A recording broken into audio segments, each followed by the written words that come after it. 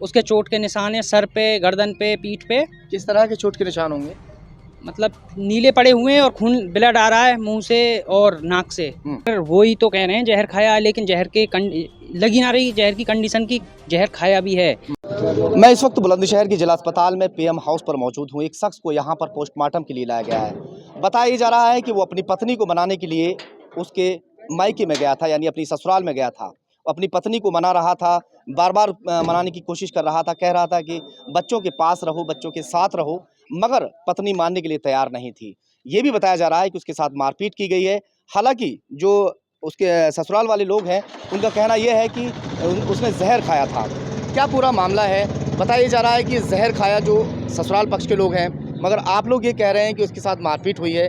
क्या पूरा मामला है? जहर वो ही तो कह रहे हैं जहर खाया, लेकिन जहर के लगी ना रही जहर की कंडीशन की, जहर खाया भी है।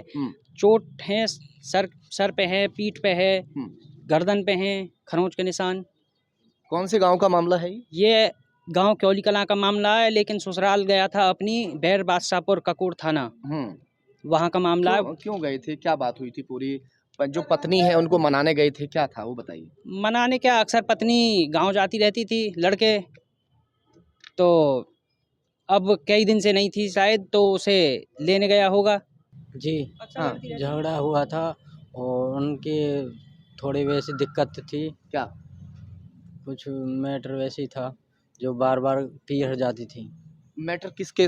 खुल के बताइए क्या था। अब हम सब थे। जो आपकी भाभी हैं, जी आपकी भाभी है ना? जी आपका क्या नाम है? जी मेरे सर्विस। सर्विस।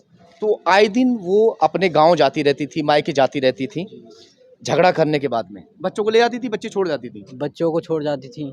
बच्चों को छोड़ 15 जाती दिन थी। पहले 15 दिन बाद तो मैंने खाना वाना खिलाया था बच्चों को। कभी कभी भी नहीं ले जाती थी। अब से पहले यानी 15 दिन पहले भी वो छोड़कर जा चुकी थी।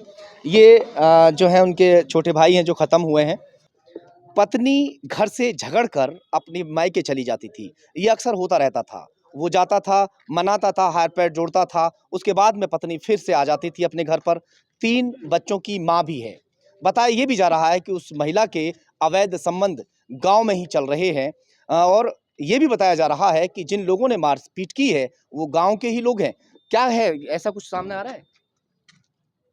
गांव के कोई साथ में आया ही नहीं है, बस एक उसकी वाइफ आई है साथ में और उसकी सास आई है, और 3 साले हैं, एक भी नहीं आया है कल से। मारपीट की जो बात थी वो बताइए, किसने मारपीट की है? गांव के लोग?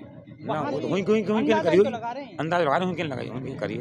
अब पीएम रिपोर्ट आने के बाद ही साफ हो पाएगा कि ये मामला हत्या का है या आत्महत्या का। सहयोग में लोधी के साथ जहीर खान, खबर तहकीकात, बुलंदशहर।